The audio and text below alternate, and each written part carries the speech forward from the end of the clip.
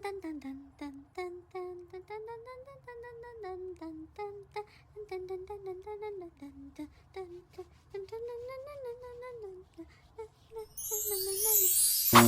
everyone! Welcome back to my channel. So today, ang gagawin natin ay gagawa tayo ng fountain.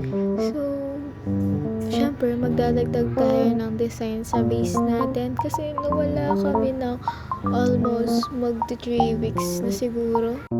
So ngayon, let's go na! Magvo-voice record na lang ako dito. Dami na namin na-build. Hindi ko lang na-record yung iba. Dami na namin nadagdag. So, ito lang yung na-record ko, yung fountain. Pero sana may enjoy nyo pa rin tong video na to. Hindi ko trip yung bulaklak dito, kaya ihibuin ko siya ng cherry. Pero, so far, wala pa tayong cherry na halaman. Kaya, yung papalit natin dito is yung sa cactus, yung sa taas niya, basta yun. So yun nga, nung wala kami, nung hindi kami nakakapag-upload ng next episode, syempre busy talaga sa school, as in tambak kami ni Delondy ng ay nako, kung nakikita nyo lang kami sa school, sobra talaga real talk. Kaya buti na lang tapos na.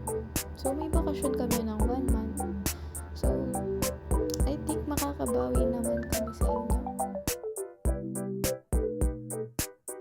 Madali lang naman itong fountain na to kasi naisipan ko lang siya idagdag. Actually di ako yung nakaisip, si Tilondy yung nakaisip na but if maglagay tayo ng fountain, so why not, diba? So syempre para di kayo ma-bored dito sa time-lapse na to, parang hindi nga time-lapse kasi medyo mabagal, pero at least diba kinakausap ko kayo, hindi kayo na-bored, hindi siya plain, you know. So ayun, bala ko nga next is trading area ng mga villager, pero sana magawa natin. It depends kung anong trip namin gawin. Tapos naisip ko nga din, what if maglaro kami ng survival Minecraft, kaming dalawa lang. Syempre naman hindi ko naman kaya ng solo. Tapos nung actually tinry naman namin, kaso talaga ang hirap kasi puro lakbay lang kami, pero tatry pa din namin. So alam nyo na, builder talaga kami. Hindi kami ganun kaano sa Minecraft na nag-e-explore. Actually nag-e-explore naman kami pero off-cam. Try namin i-record. So next naman dito is i-build ulit natin yung automatic na lutuan gamit yung bamboo para yung tipid naman sa coal. Try ko siya i-build ulit kung tatandaan ko kung paano ko siya pinil. Dito na lang kasi nasa labas, so lagay na lang natin siya sa loob, gawin na lang natin siya ng interior para matakpan yung mismong redstone niya. Dito gagawa lang ako ng chest kasi tingnan nyo naman yung inventory ko, sobrang puno na.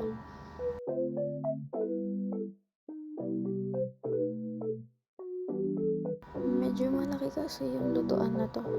Actually yung redstone lang talaga yung malaki, kaya ibaba lang natin siya ng konti para hindi siya ganun matamaan yung taas. Medyo nalilito pa nga ako dyan kung saan ko ilalagay yung mga redstone kasi nakalimutan ko paano ko siya i-build ulit. Pero ayan, try ako ng try hanggang gumana. Syempre hindi naman natin siya tatapusin nang hindi siya gagana. Kailangan matapos natin na gumagana to. Actually, itong lutuan, ito talaga naisip ko na talagang ilipat to dito. Kasi, kesa automatic. Mahirapan tayo, maghahanap pa tayo ng kung ganyan. Or yung mga pwedeng paglutuan.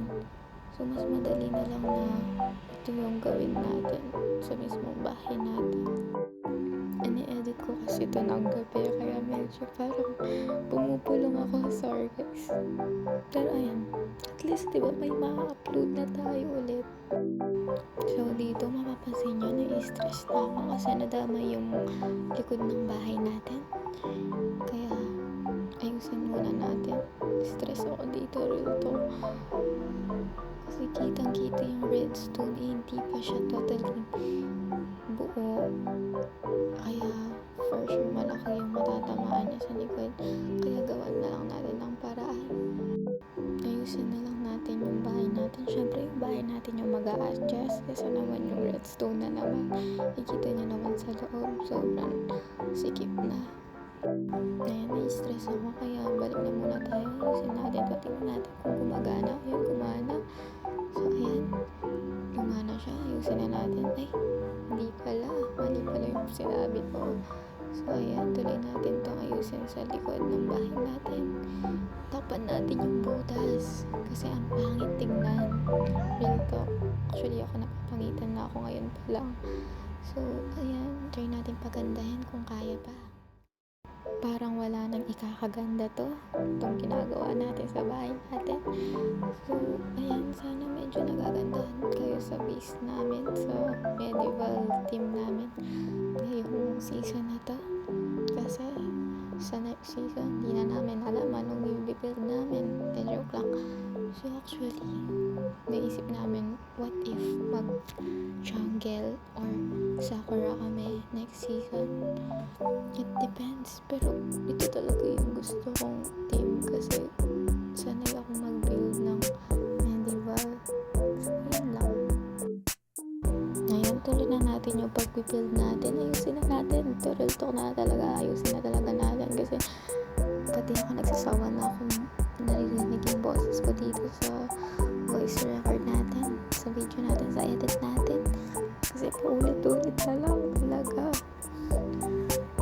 Feel ko naririnig nga kayo. Kasi naman buong video na to, naririnig niyo yung boses ko. Actually, ngayon lang ako sinipag na mag-voice record ng ganito. As in, motherfreak. Buong video parang nag-voice record ako, nakakabusag ko kayo. Makikita nyo dyan, interior na po yung ginagawa natin, pero napapangitan ako, kaya hindi ito yung interior kasi napapangitan ako, putik pangit. Pero gawa na tong natuan. Kaya next video naman, pasok. Okay guys, ako naman ngayon, yung ginagawa namin ngayon, pinapalaki namin yung bahay ng isang villager. Di na-record yung pagdala namin sa bahay namin. Nag-bug. So yun, thank you pala kay Kian, pati kay Ivan kasi binigyan nila kami villager. Tapos, yun, ang hirap yung ang complicated, basta. Yun, tapos hindi na-record, diba? Sakit nun. Tapos ngayon, yun, nauwi na, ligtas sila. Tapos yun, inayos ko yung bahay. Di pa yan yung ayos, parang temporary lang. Yun lang. Tapos inutusan niya akong kumuha ng wood, kaya pinutol ko yung puro doon sa gilid. Kala niya mapapalayo niya ako. Hindi, tatabi lang sa baby ko. Siyempre, sobrang nag-struggle kami. Actually, namburaot lang talaga kami ng villager kasi naman maglakbay kami, ganyan, kumuha na naman ng villager. Wag na lang ganun. Doon tayo sa madali. Mamburaot ng villager. So, ayan, ngayon inaayos na namin yung temporaryong bahay ng villager para hindi lang naman sila mamatay sa mga zombie, ganyan, or whatever na papatay sa kanila, you know. So ayan, inaayos lang namin. Tsaka paparamiin namin sila kasi siyempre need natin na maraming villager para, you know, trading area. Oh my god, this is it, pansit. Dadami na yung mga villager natin, magkakanak na na sila, may loving na yan sila mamaya. Or it depends kasi wala tayong bed. So, stay muna sila dyan. So, syempre, before tayo mag-outro, itutur ko muna kayo sa mga na-build na namin. Kung mapapansin nyo, ayan sa likod namin is may street light na kami. Yan, yun. Bangis. Pero hindi pa siya tapos, syempre makikita nyo. Ang dami pang space sa base namin. Tsaka kalat-kalat pa yung chest dun sa likod. So, yan. So, bali parang wala pa kaming storage area, ganyan. Ang dami pang kulang. So, parang yung mga inuuna namin is yung mga design muna sa base namin para kapag gagawin na namin yung mga need talaga namin i-build, mas magawa talaga namin. At least, wala na yung mga design, something, ganun. So, ayun. Start na natin. Itutur ko kayo. Sa likod ng bahay namin, nakita nyo, nagtanim lang ako ng, tomato. Potato kasi. Layo naman ng tomato, best. Kasi ito yung fountain na ginawa ko. Yung isa lang yung fish kasi tinamihan ko yung fish, tumatalon naman, bes. Namamatay. Tapos ayan, gumawa ko ng, simple lang yan, map lang ng mismong base natin. Yun, bala ko siya, lagyan ko siya kasi bala ko pagpasok nila sa portal kasi paglabas nila sa portal, yan yung agad yung bungad nila. So, ayan. Yun pa lang naman yung na-build natin. Pero at least, diba, ang dami na natin ng progress. Nung wala tayo, ang dami na natin na-add. Tapos dito, kung mapapasan nyo, medyo in-adjust ko lang yung portal kasi medyo nakadikit na. And hindi pa yun yung final location niya. Kasi aayusin din natin yung mismong portal natin. Siyempre, lalagyan din natin ng design. Tapos ito na yung interior ng ginawa ko dun sa automatic lutuan natin. Simple lang siya para lang matakpan yung redstone niya. Ayan. So, hello guys ulit. Sana nag-enjoy kayo sa ating DuoCraft episode 4. And ayan, ito na yung outro. Tatapusin na natin ang video na to. And ayan, ito lang yung progress. Pinakita ko lang. Bye-bye!